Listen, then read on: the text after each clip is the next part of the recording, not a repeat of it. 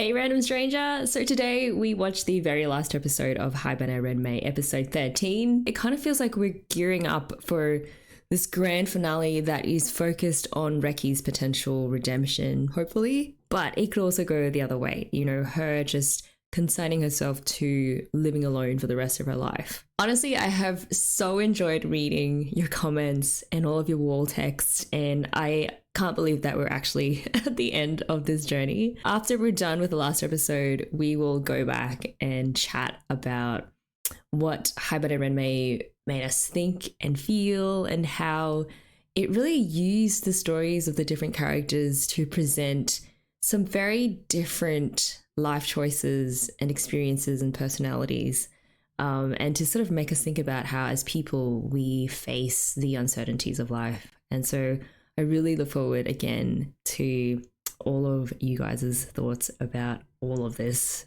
after it's all done. Episode 12 showed signs of Reki preparing to leave, if not Glie, then at least Old Home and the rest of the Haibane.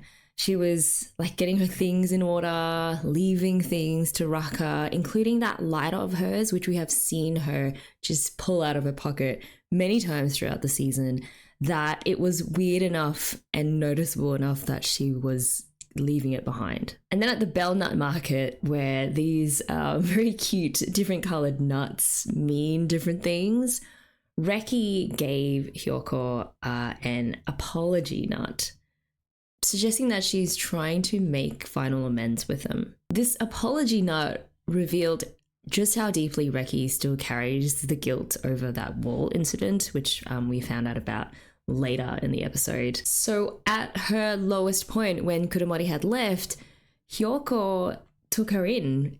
He is, in fact, as we have suspected all along, a really big softie, especially for Reki. I think his kindness towards her made what happened later on even more painful for Reki. In a desperate attempt to help her escape Glie, Hyoko tried to climb over the forbidden wall and got seriously hurt. With the walls being both like the physical and the spiritual bounds of the town, it was almost like he was trying to help Reki escape her suffering, or overcome whatever spiritual barrier she's been facing. But in a shortcut kind of way, and obviously not the right kind of way. It was a super reckless plan and made no logical sense, but they were young, you know, and they weren't thinking straight. And he obviously was willing to do anything to help Reki, and she was in such a dark place that she let him try just about anything. Hyoko's near-death experience created this rift in their relationship, and I mean, Midori certainly hasn't forgotten about it, but I actually think it was Reki's own inability to move past her guilt over that incident rather than Hyoko holding a grudge for all this time. And that really fits with the communicator's later description of Reki shutting herself inside the circle of sin. Even now, years later, Reki still hasn't forgiven herself for letting someone who showed her such kindness get hurt by trying to help her. It was another rehash of Kurumori falling sick because she went near the walls to get Reki's medicine. And that unresolved guilt built up over time seems to be what is pushing Reki towards leaving, making her apology to Hyoko feel less like a simple gesture of apology and more like a final farewell. And that just adds another layer of tragedy to the situation. You know, Reki is running out of time to have her day of flight, and it really seems to be related to her internal struggles with guilt and self-forgiveness than about any actual rejection from others. But that's all in the past now, and now it's Rakka's turn to want to help Reki make it out of Glie. She believes that Reki has been silently crying out for help, even though she never really allows herself to show it to other people. There's a real delicate balance in knowing when someone genuinely needs help but is too afraid or too damaged to ask for it, versus when they are actively resisting being helped. So as Nemi pointed out, ultimately we have to trust people to take steps towards helping themselves. We all have limits of how much support we can give to someone, and the line, I guess, is when helping someone starts to drain you, when you realize that you're the only one making the effort, or when your help might actually be enabling someone to avoid taking responsibility for themselves. But I don't think Rakka has reached any of those limits yet with Reki. So while the other Haibane may have tried to reach out to Reki before, only to find themselves pushing against sort of this locked door, sometimes it really just takes someone with a fresh perspective to find a different way in.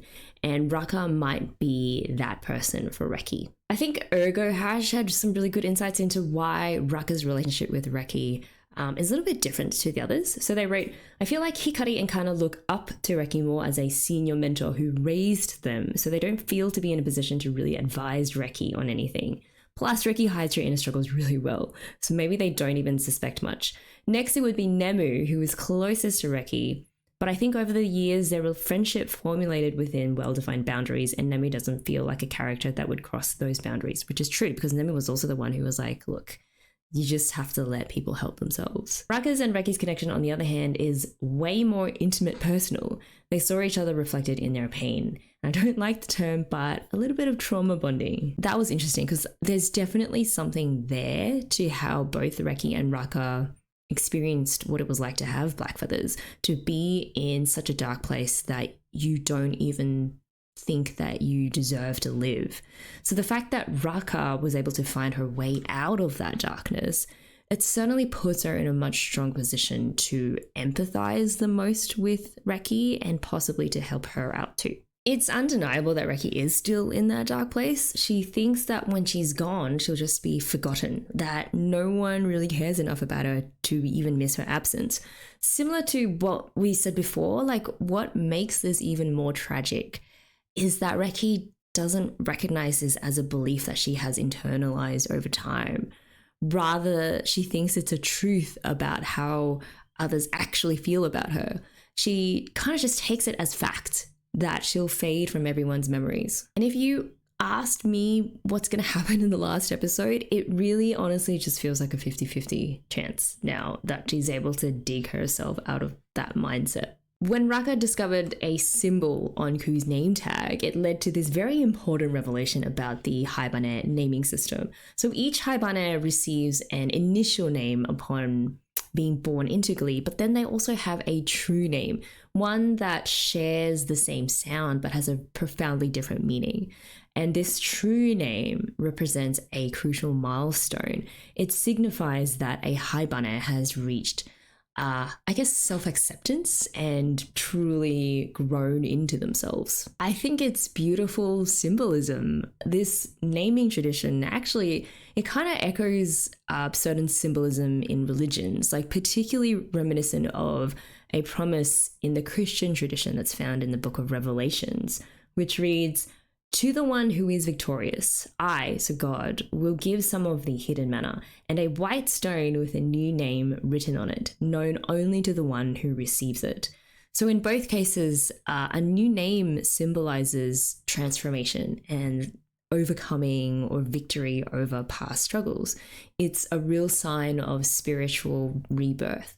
For Rakka, this transformation was reflected in her name's evolution from to fall to involved nut, which I thought was really cute. This new name, it captures how she's not only come to accept her place in life, but she's also developed a deep commitment to helping others. I think the nut aspect cleverly connects to the bell nut tradition, where people express their feelings through giving different nuts, showing how Rakka has also learned to openly share her emotions and connect with others. Unlike Rakka, though, Reki remains trapped without knowing her true name and has even actively resisted the communicator's attempts to help guide her towards discovering it. And the reason is because she's caught in a cycle where she both can't forgive herself and she can't believe that others could see her as anything but a burden.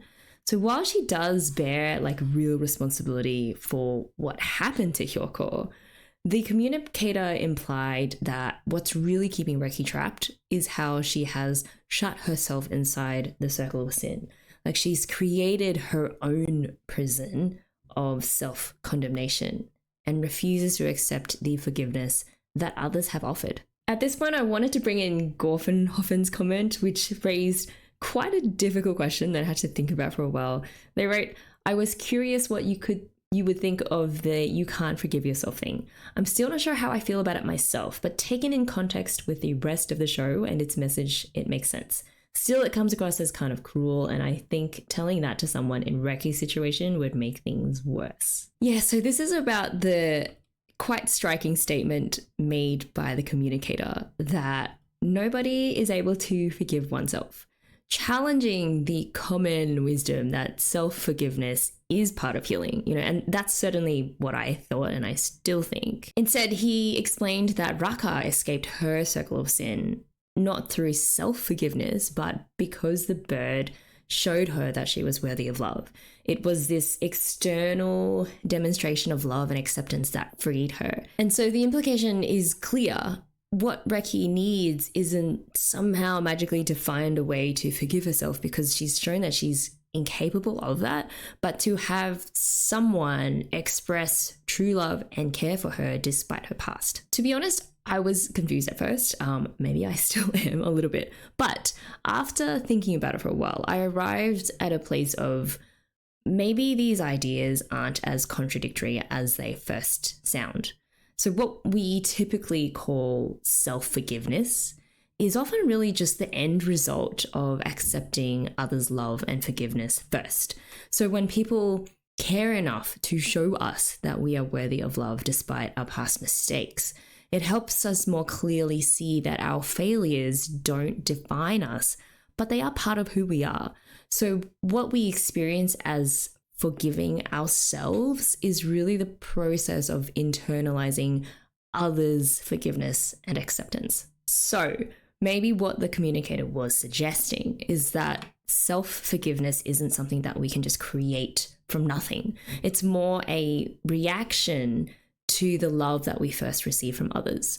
We're kind of like plants that need external light to grow. In this case, the light of others' love and acceptance. So while the choice to step into that light and accept that forgiveness from others ultimately remains ours, we can't bloom in the dark of our own guilt. We need that initial ray of grace, like the one that Rakka's bird provided her, to sort of show us the way forward. And then it links to this scene, which makes more sense now, because the communicator's decision to entrust Rakka with Reki's new name was pretty significant. Like, it suggests that Rakka might be the one to provide that essential first spark of love and acceptance that Reki needs, just as a bird did for Rakka. Instead of joining the others at the passing of the New Year festival, Reki stayed at home, like she was trying to burn every detail into her memory. And there's this painful finality to her actions. She's memorizing these spaces because she thinks she'll never see them again. But even in these last moments, her pattern of pushing away others' care for her continues. Like when Rakka insisted that she'll never forget Reki, who made old home feel like home for her, Reki just dismisses it with the assumption that she'll eventually be forgotten. I found it really interesting that throughout the series, there's been this emphasis on silence. Like, for example, when they're meant to observe silence at the passing of the new year, it kind of mirrors how the Haibane have had to keep silent in the presence of the Haibane Renmei, suggesting that sometimes the deepest truths and feelings are best conveyed without words. For me, it really evoked Ludwig Wittgenstein's really famous conclusion from the Tractatus, which was, whereof one cannot speak, thereof one must be silent. Wittgenstein was suggesting that language has its limits, and in Haibane Renmei, you kind of really feel that as well. Like, the most profound truths about existence and ethics and the spiritual, I guess, lie beyond what words can adequately express. The Haibane Renmei themselves seem to recognize that certain spiritual and emotional truths require silence to be fully appreciated. They can only be shown or manifested through actions or gestures or silence, but not actually said. And that idea manifested beautifully in this montage where the Haibane express their gratitude through this very simple gesture of giving nuts to those who have been important to them in their lives or who helped them in some way. And I really particularly liked Kana, who just cheekily tucked one of those nuts into her master's belt. So it's these wordless exchanges that often carry more emotional weight than spoken declarations. Reki's absence during these expressions of gratitude was painfully significant. So while the others were exchanging nuts as these silent tokens of appreciation, she stayed at Oldhome, cut off from this communal ritual of connection. And it's this self-imposed exile that reflects both her active refusal to maintain relationships with people outside of a very, very small circle, and also her belief that she doesn't really deserve those relationships. I wonder how much of it is Reki still letting her guilt over mistakes that she made years ago dictate how she does or doesn't relate to other people. And it illustrates how the circle of sin, it perpetuates itself through isolation from the very connections that might break it, which is ironic. Each solitary moment is another brick in the wall that Reki has built between herself and her potential redemption. Thanks in part to Rakka's efforts, Hyoko and Midori finally made a move to reconcile with Reki. Rakka has really taken on the role of a bridge builder, trying to draw Reki out of this self-imposed isolation in hopes that accepting others' care and love might lead her eventually to her day of flight. Their gesture of reconciliation came pretty urgently, like before the final New Year's bell fell silent. And it was in the form of these like yellow fireworks lighting up the sky. And the wordless message that they were sending is that they're ready to let go of old grudges, and also that like we've been really stupid just letting this relationship sit cold. It read as this recognition of wasted time, that they've held on to this resentment or not made efforts to mend this broken relationship for years. So there was a real bittersweet quality to this moment of reconciliation. Midori, I think, really sensed that Reki won't be around for much longer. And so while she did manage this final gesture of reconciliation, it seems like she regretted not having done it sooner. And isn't that just sometimes the most relatable sort of regret that we all have at some point? Sometimes healing comes just a little too late for full repair or full restoration of a broken relationship to really take place. It's good that you have it, but sometimes reconciliation only leaves just enough time for acknowledging what could have been. And then at the end, this magical thing happens where the ancient walls released the thoughts that they have been receiving from people up into the sky. So rather than being a visual spectacle, it's something that you listen to. And importantly, that scene also featured the sound of like a singular water drop, the same as the one that we heard in episode 1. And a sound that has consistently marked these moments where the wall's spiritual power has been in focus. We also heard like these ethereal voices of children singing as if all the thoughts and memories of past Haibane are singing together while the town glows with this otherworldly light. So what does that all mean? I mean, like, honestly, it's up to our speculation, the way that the writers left it deliberately ambiguous. But at its core, I think the phenomenon of the walls releasing these thoughts reinforces that central theme of human connection. Like the walls, they don't just absorb random thoughts. They specifically preserve the thoughts of people thinking about those that they deeply care about. So that might also explain why Rakka kept hearing Ku's voice within the walls. Maybe Ku's genuine care for Rakka, it just left this indelible mark on them. Or also because Rakka had this profound attachment to Ku and it resonated from within the stone. So it's kind of both. Like maybe their mutual bond created something that transcended the boundary between presence and absence. And the wall is this boundary that connects the people who have moved on and the people who are still finding their way out of Glie. I do wonder if Reki, had she been there in this moment where they're all just appreciating all the thoughts being released up into the sky, whether she would have been able to hear thoughts being released. Because is it one of those things where you have to be open to the idea that people care about you to even hear the sounds? So I don't know. Okay, guys, let's do this final episode of Haibane Renmei in 3, 2, 1, play.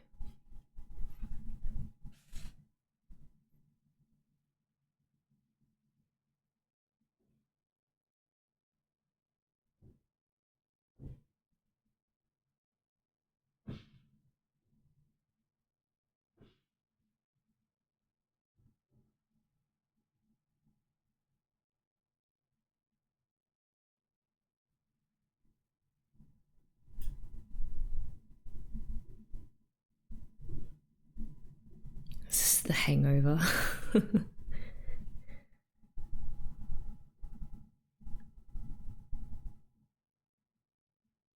They all slept in the guest room together.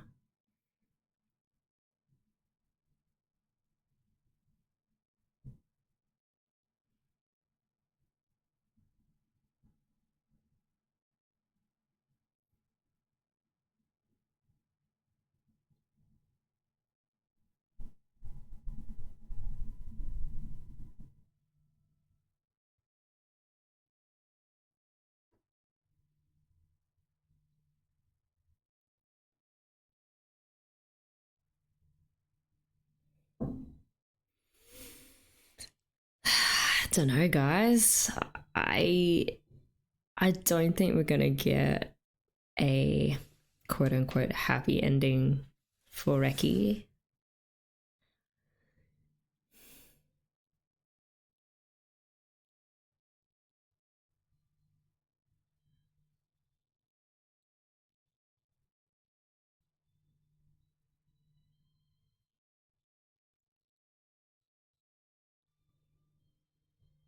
And if Reki doesn't get her day of flight, I don't know how that would impact Rakka in terms of her own journey.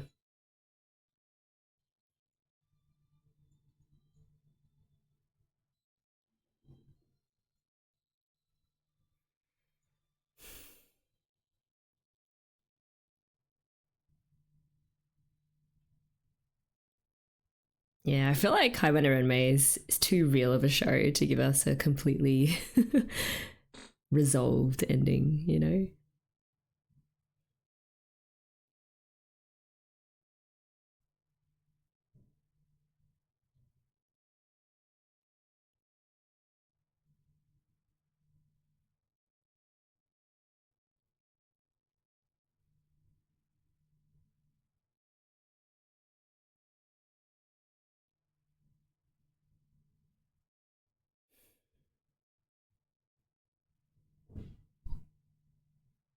Man, what a dank, dark, like hallway. It's literally like a prison cell.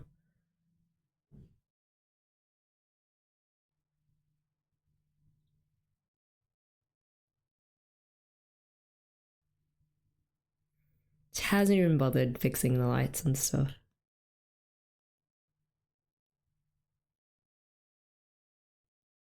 It's so ironic because she takes care of the Haiberners so well, you know, cooks for them, cleans for them, and then she just lives in this dungeon of a place.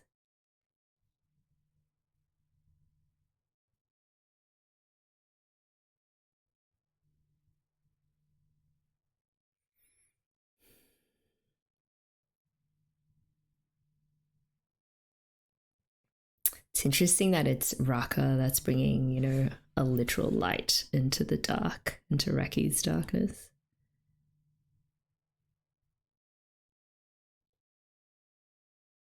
Oh, scratch that.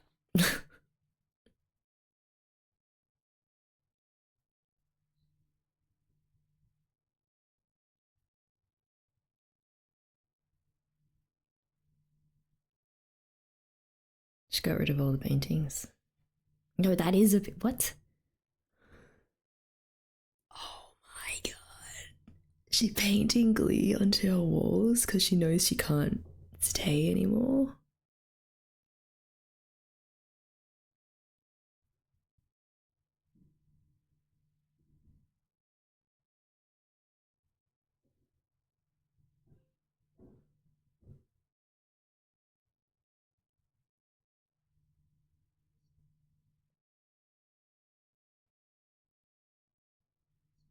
Oh, okay.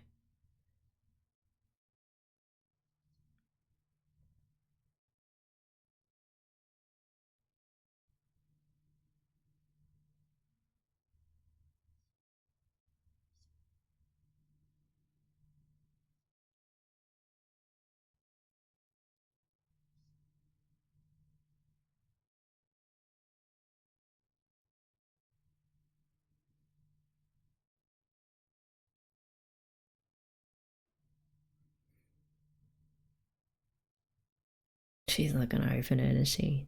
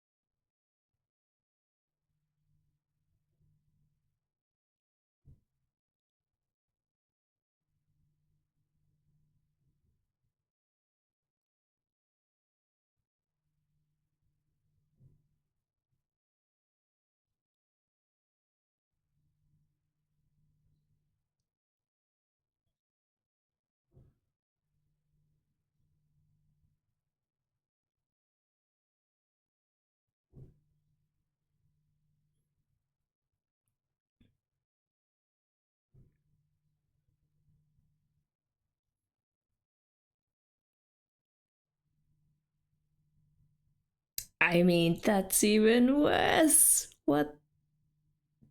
The one who was run over and torn apart. Like, like literal roadkill.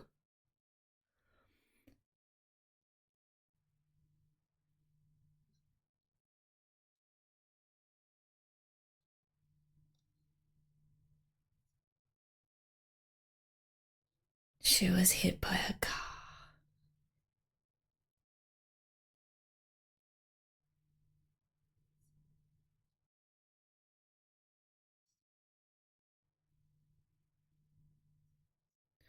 Oh shit. Oh my god. She like threw herself in front of a train.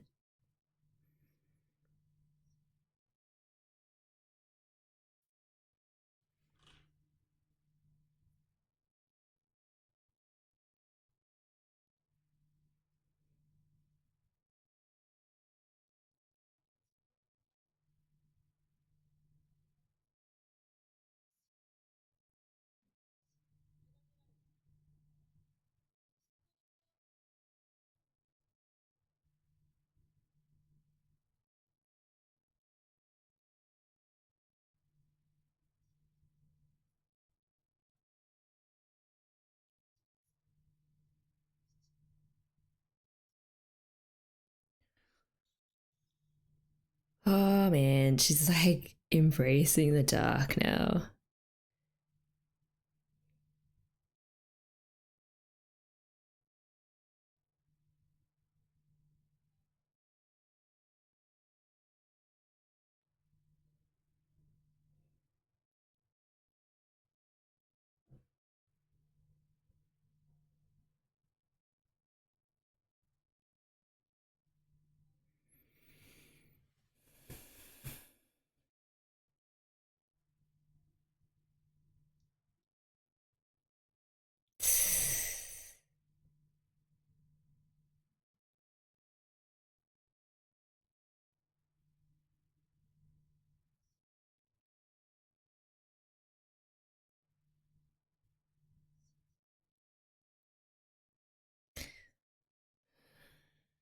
She's talking about her previous life, right?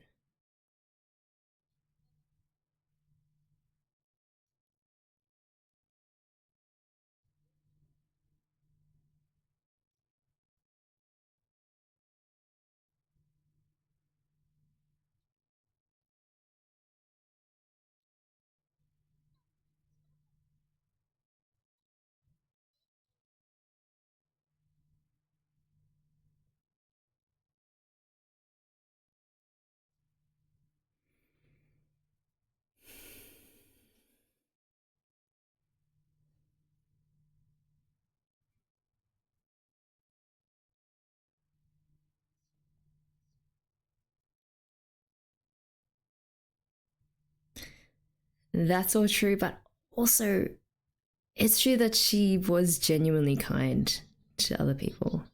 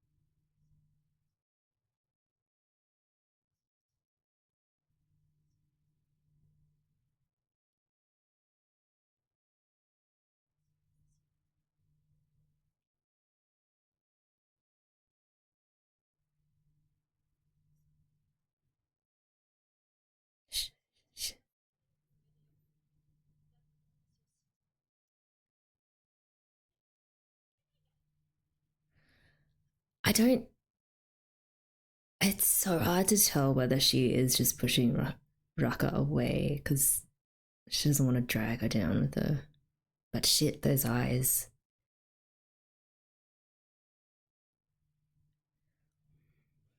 I mean, it could be either or, right? Like, she literally could just be so self absorbed and obsessed with her own salvation that she was using Raka from the very start. But I don't. I don't know.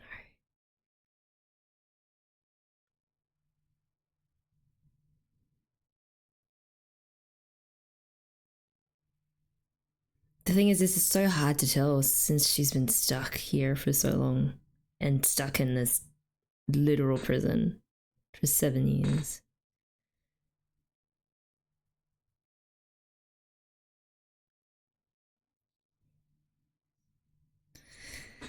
Yeah, okay, man. This is just.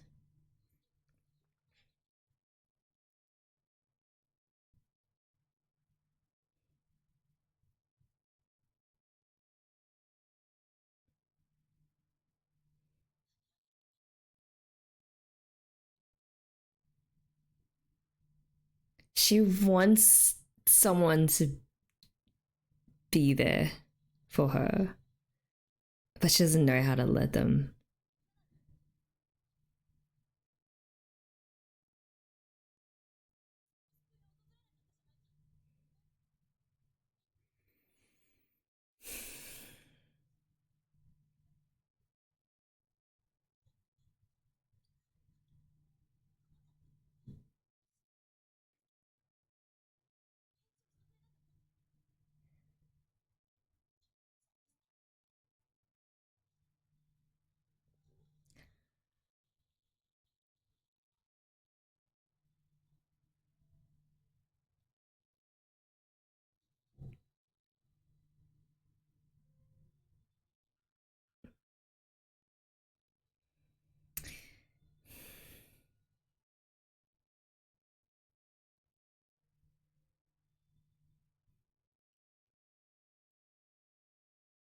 God, that looks like hell.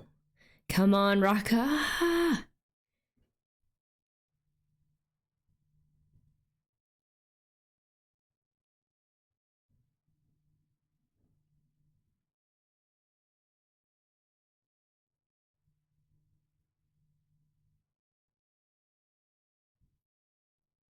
She's like, Kuramori loved her all the way to the end. Maybe I can too.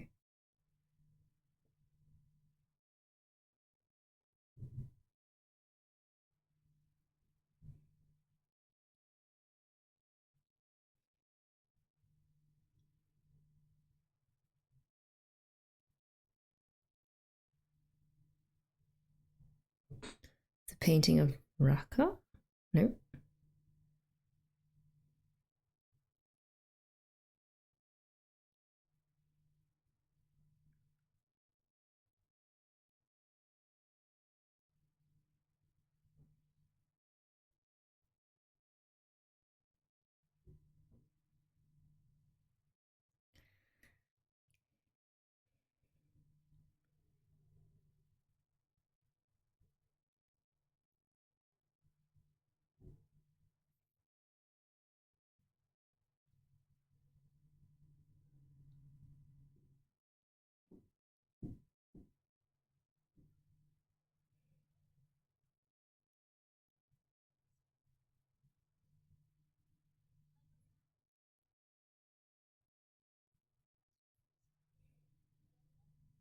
See, look at her.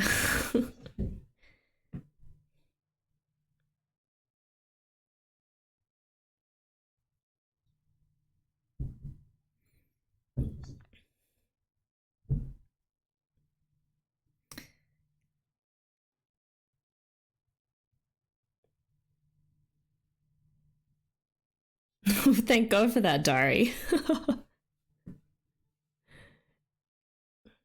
Because sometimes you can get just so stuck in your mind that, oh God, oh my God.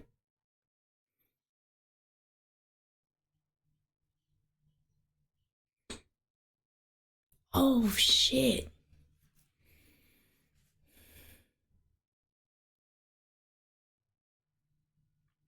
Oh my God, is she gonna have to drag Reki off the train tracks so she doesn't get hit a second time?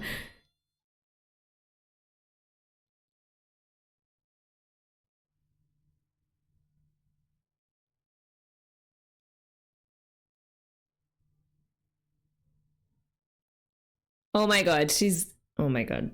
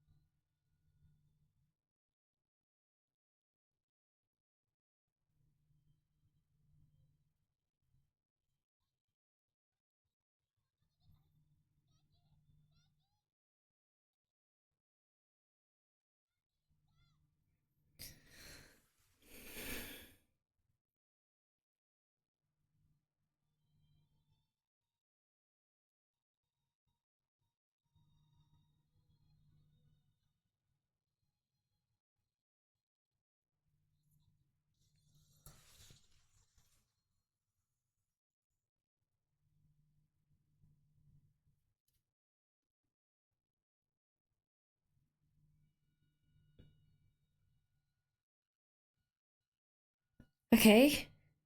Okay, that's good, right? That horrible name broke.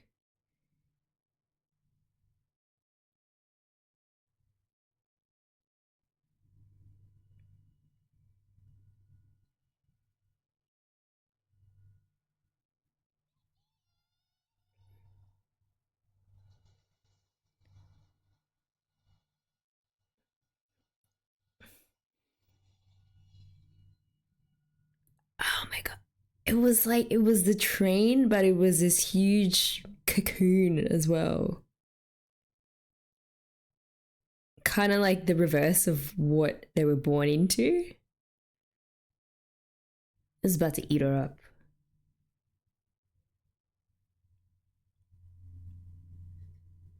She's got charcoal wings. That's good. No more black swatches.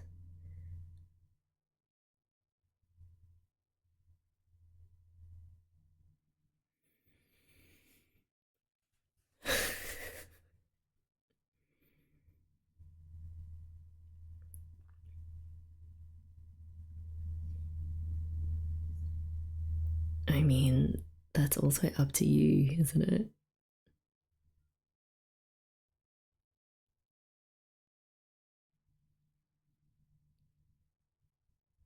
And it's kind of like an ongoing process, right?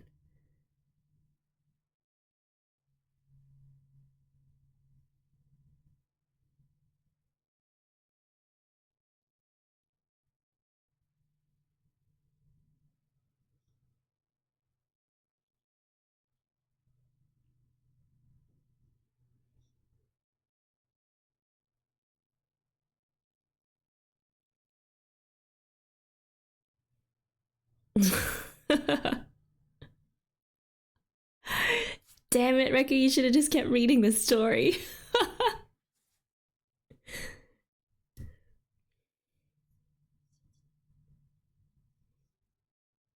Where's she going?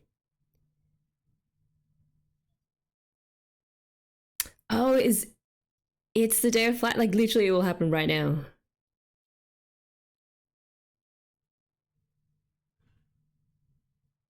I mean, she can send her thoughts to the wall.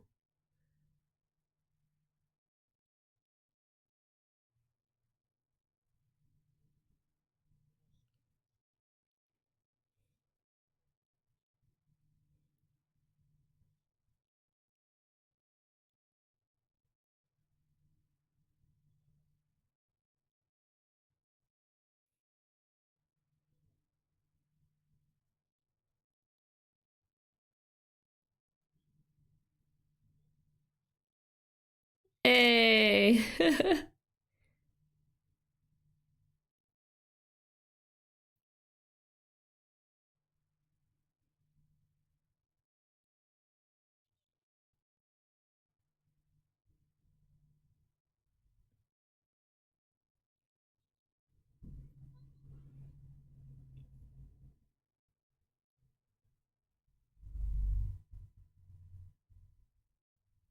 Ah, you're cool.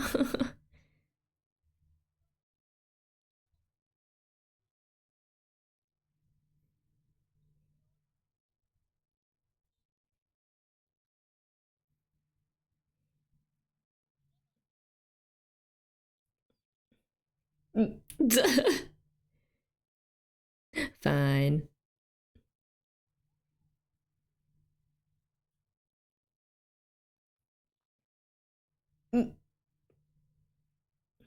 Just chucked it on his halo.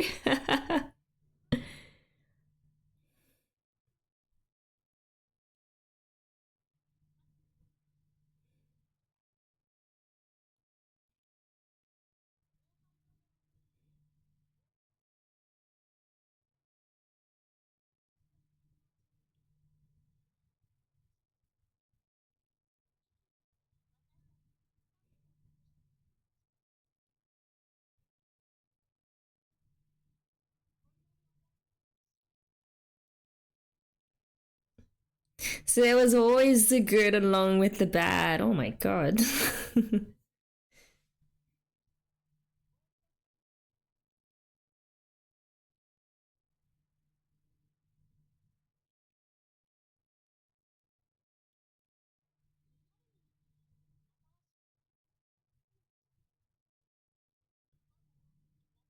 She's like on patrol.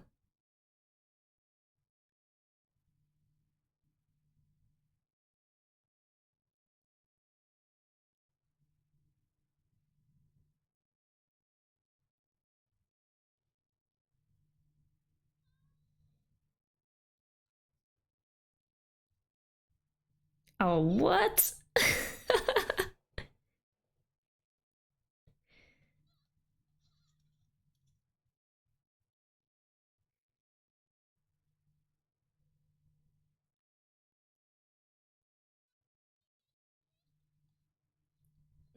Right back at the beginning.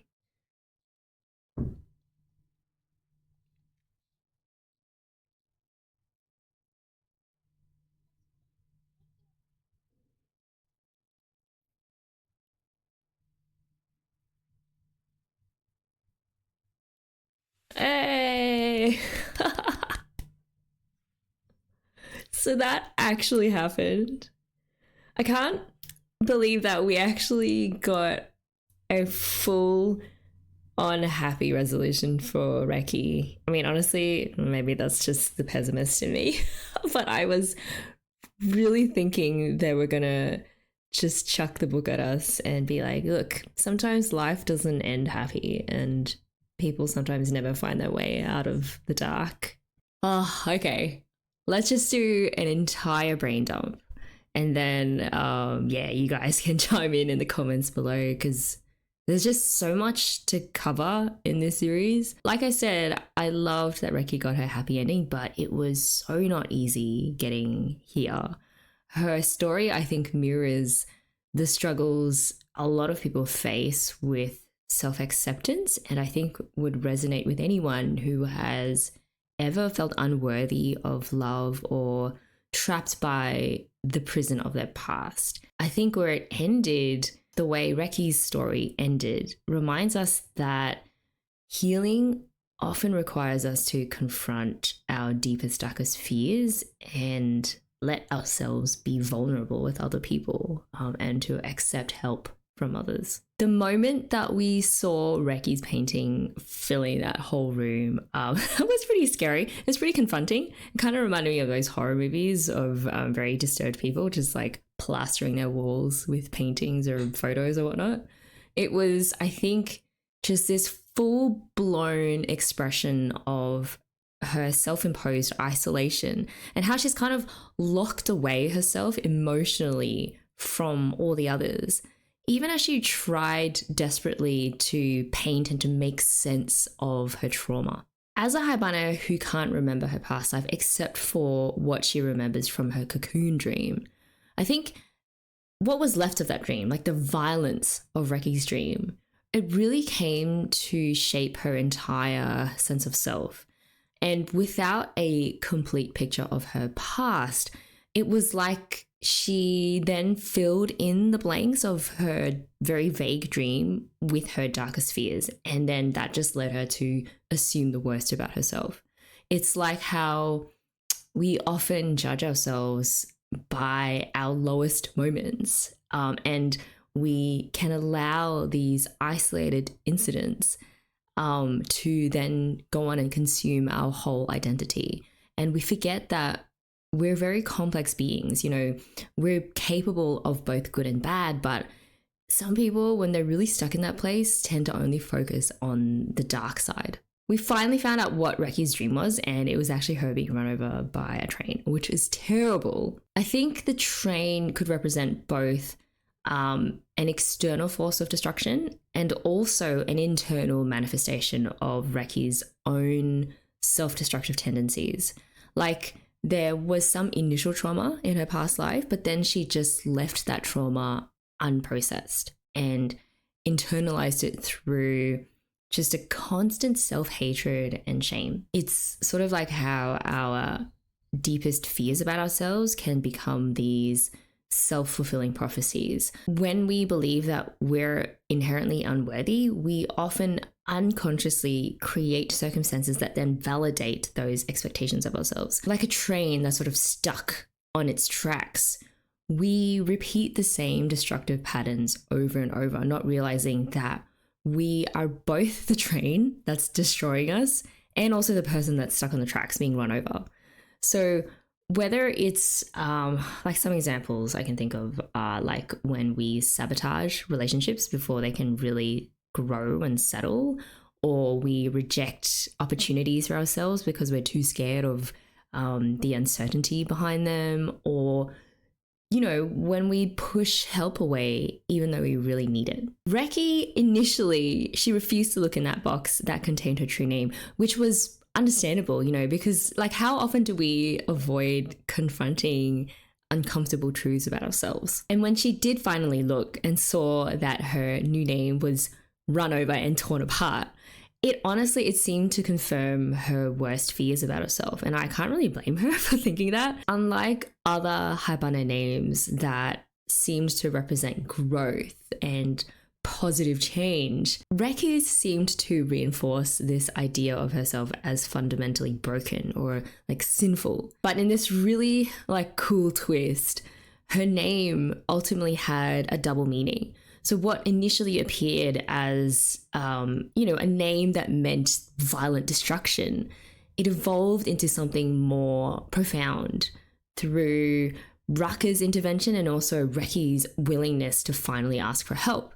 And when the stone with Reki's new name sort of broke apart and then reformed again, it really felt like it was symbolizing this complete cycle of Reki's salvation. So she went from being torn apart in a violent sense to being torn apart or broken down in order to be rebuilt again in a new positive way, which is so interesting because I think it mirrors some Buddhist and some other spiritual concepts that involve breaking down the ego or breaking down a false sense of self to achieve enlightenment. The reversion of Reki's name from meaning run over and torn apart to then stone showed that Reki's original name, which was stone, it wasn't a curse or a punishment like she thought it was, but it actually contained the seed of her salvation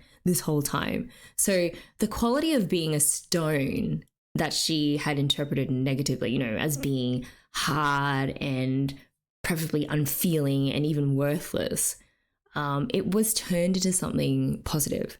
Like stones can become foundations for like buildings, and it kind of reflected how she became like a rock, like an emotional rock for all the other Haibane who were younger and weaker than her. The very qualities that we initially see as flaws, when we properly understand and then accept them, they can then become our greatest strengths, which I thought was like a really cool message. The tragedy, and I think the beauty as well, of Reki initially misinterpreting her name, it shows that often the very things that we fear the most, like being broken down or being vulnerable or asking for help even, those are the very things that can then become the pathway towards our transformation. I thought that Reki telling Rakka that all of her good deeds in the past were just manipulative attempts to earn salvation was probably one of the most saddest, heartbreaking moments in Haibane Renmei. I think it revealed this very deep psychological wound at Reki's core.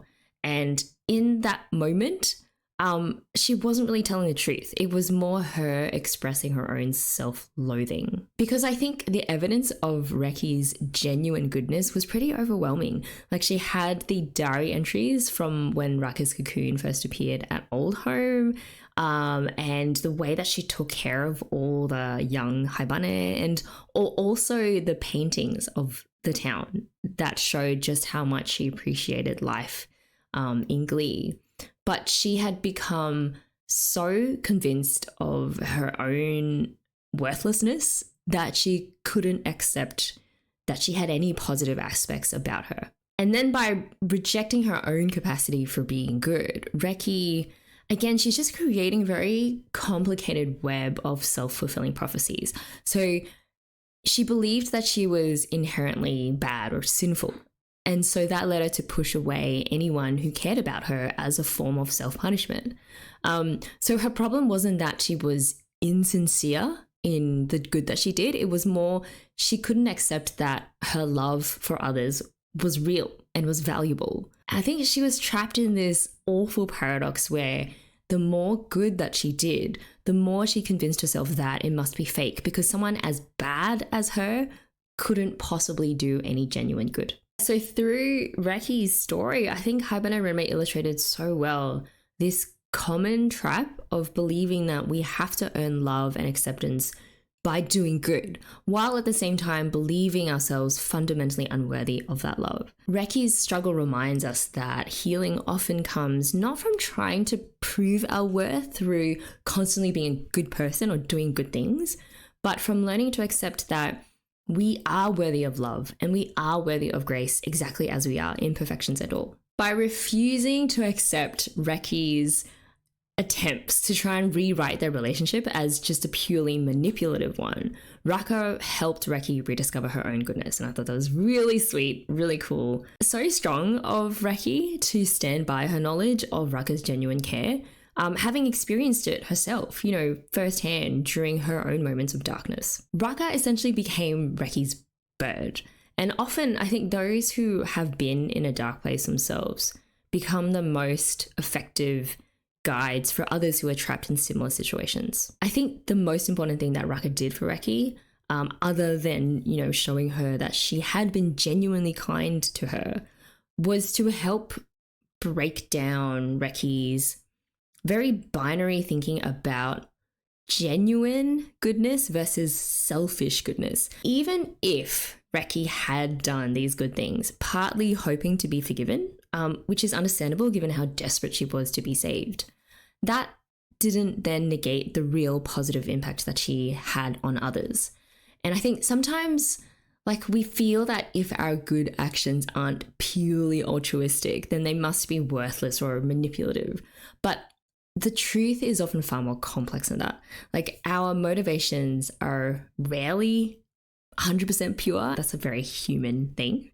And it takes someone else's sort of faith in our fundamental worth and our fundamental goodness to help us accept that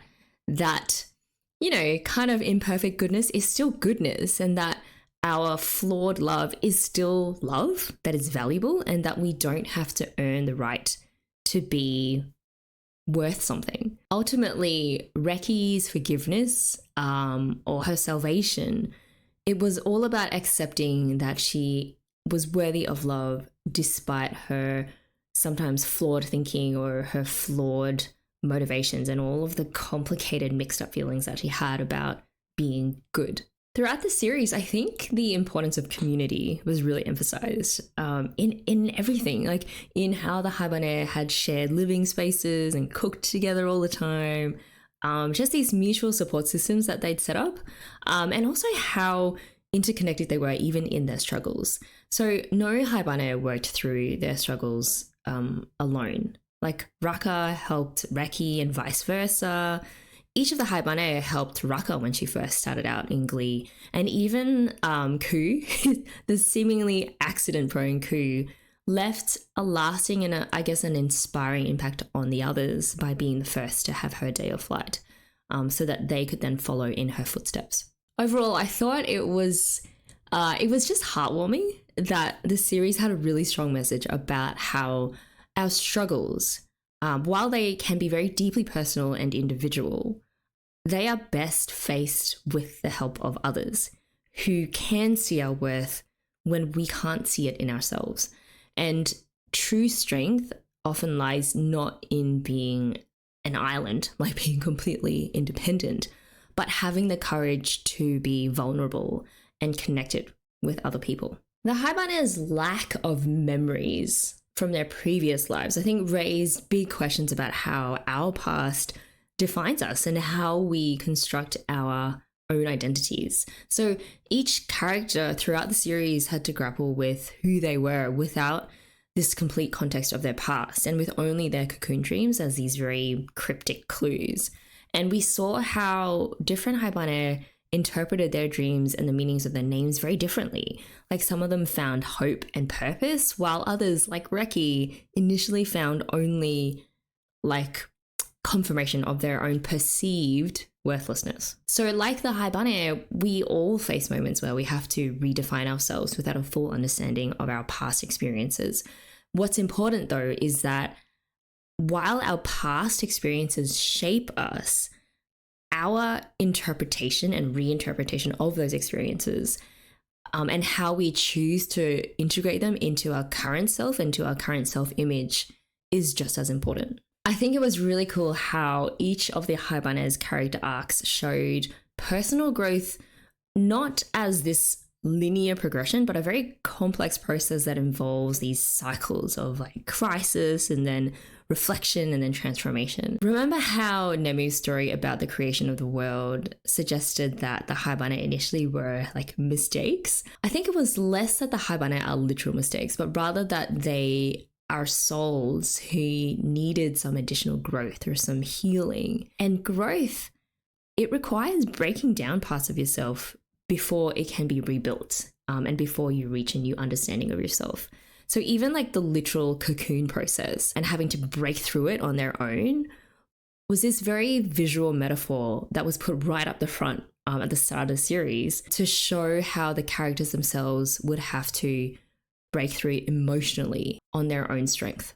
Let's talk about Glie, I guess, overall, and like this very weird town with its mysterious walls and kind of a strange blend of acceptance but also distance towards the Haibane. It's safe to say now at this point that it represents this liminal space, like a peaceful, temporary purgatory where the Haibane can heal and transformation of their souls can occur. Remember how at the start I was all just questioning why they had so many boundaries and rules and limits on the Haibane? I think I am now ready to make a final call on that. So the Haibane Renmei and the townspeople, they provide the Haibane with jobs and resources and all their basic needs while also maintaining a certain emotional distance from them. Like, they can interact regularly with the Haibane, and some of them, like Sumiko, for example, seem to form these closer friendships with the Haibane. But generally, the townspeople don't probe too deeply into the Haibane's past, and they really aren't meant to interfere in their lives, while at the same time creating this safe space where the Haibane can work through their own issues at their own pace. Whether that's healing from past trauma or learning self-acceptance, in other words, escaping that circle of sin, or finding purpose through work and through helping others. Like Glie, I think the best environments for personal growth are those that provide this kind of structured support while also allowing individuals to be free to find their own path. And I think the walls that prevented both the Haibane and the townspeople from leaving, though they might seem restrictive, they're very similar actually to how, therapy or rehab programs or spiritual retreats, things like that often require a degree of separation from the outside world in order to facilitate sort of this deep inner work that needs to happen. Even the prohibition against Haibane owning new things and forcing them to rely on hand-me-downs, it had the purpose of getting them to, share their resources, and it naturally created the space where they had to interact with the community, and it sort of prevented them from being completely isolated. So yeah, it's weird for me to land on this kind of conclusion in terms of what Glie is for and why there are all these restrictions and what the walls are there for, given how at the start, like, I was definitely leaning towards this is a terrible dictatorship and we have to get the Haibane out of here. Yeah, I just thought it was really cool how the entire town itself was set up in a way to provide that sort of safe space for the Haibane. I think finally, there's this really strong theme of impermanence and letting go of things that runs really deeply throughout each episode of Haibane Renmei, most obviously in the day of flight, that takes the Haibane away when they've completed their inner spiritual growth. The impermanence of the Haibane state itself too, the fact that no one stays in Glie forever creates, I think, a very somber is the word. I don't know if that's a word. Just a very poignant backdrop for all of the relationships and the growth that happens in this series. Ku's departure, I think, was sort of the first major exploration of this theme, showing how even these very positive transformations can cause those who are left behind a lot of grief. So Rakka, for example, had to learn how to let go of Ku while carrying forward and keeping all of the gifts of her friendship that she'd left behind. Letting go or accepting that things don't last forever doesn't mean forgetting or devaluing what you once used to have. I think the necessity of embracing impermanence and change was particularly important in Reki's story. Her inability to let go of her self-hatred, of her, interpretation of her dream, and of her belief that everyone who ever leaves was actually leaving her personally, was what kept her trapped. And it was only when she finally accepted the possibility of change and this fact of impermanence that she was then able to move forward. This theme of impermanence, I think, deeply reflects the universal human experience of letting go, the challenge and the pain of letting go.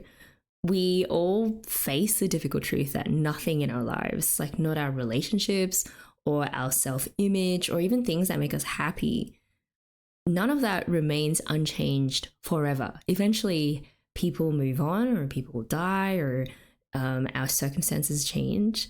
And I think at the core of Haibane Renmei is the lesson that true growth requires us to just let go, to release our hold on who we think we are, or what we think we deserve, or the people we think need to be in our lives. While letting go can be painful, it is the key to us being able to move on with our lives. And I think part of that is also learning to appreciate that even though certain people or certain things no longer are in our lives, we can still move forward with the things that they gifted us while they were still there.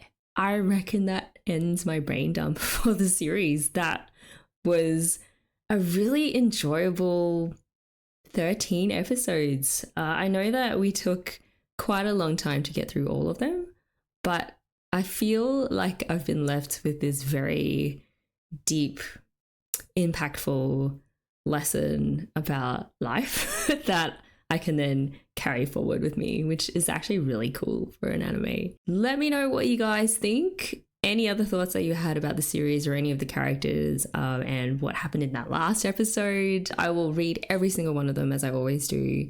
And thank you again so much for coming along on this journey and just sticking by me and just having all these wonderful conversations about what things mean. I hope you all have a great rest of the day, and whether or not you do end up sticking around for the next couple of anime series that I'm going to be kickstarting off very soon, I wish you all the best, and thank you again for watching this with me.